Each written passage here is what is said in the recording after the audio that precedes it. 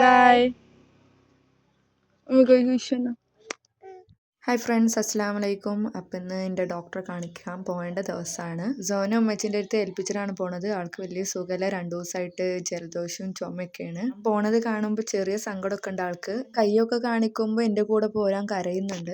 Videos ആദ്യമായിട്ട് കാണുന്നുണ്ടെങ്കിൽ subscribe ചെയ്യണേ. പ്രാവശ്യം പല്ലിൽ കമ്പി ഇട്ടിട്ട് 2ാം തവണയാണ് ഞാൻ ഡോക്ടറെ കാണിക്കാൻ പോകുന്നത്. ഫസ്റ്റിൽ എൻ്റെ കൂടെ പൊന്നുണ്ട്. ഞങ്ങൾ കുറേ സംസാരിച്ചിട്ട് പതുക്കെയൊക്കെയാണ് പോയിരുന്നത്. ഇന്നിപ്പോൾ ഞാൻ ഒറ്റക്കായതുകൊണ്ട് തോന്നുന്നു നടന്നിട്ട് എത്തുന്നുണ്ടായില്ല. ബസ്സിൽ കയറിയപ്പോൾ നിൽക്കാനുള്ള സ്ഥലം മാത്രമേ കിട്ടിയെന്നുള്ളൂ. അതൊക്കെ ഓർക്കുമ്പോൾ പണ്ടത്തെ കോളേജ് കാലമാണ് ഓർമ്മ വരുന്നത്. ഡോർ സ്റ്റെപ്പിൽ കുറച്ച് സ്ഥലം കിട്ടണതിനെ ഭാഗ്യമായിരുന്നു. ക്ലിനിക്കിൽ നമ്മൾ എത്തിയപ്പോൾ ഒരു 9:30 ടൈമാണ്. നേരത്തെ എത്തിയിട്ടുണ്ട്. നമ്മുടെ മുന്നിൽ ആകെ ഒരൊറ്റ പേഷ്യൻ്റ് ഉണ്ടായിരുന്നുള്ളൂ. പിന്നെ ഞാൻ കാണിച്ചു. നെക്സ്റ്റ് വിസിറ്റ് അടുത്ത 27-ാം തീയതി പറഞ്ഞ് ഡോക്ടറെ അടുത്ത് ഞാൻ ഇറങ്ങി.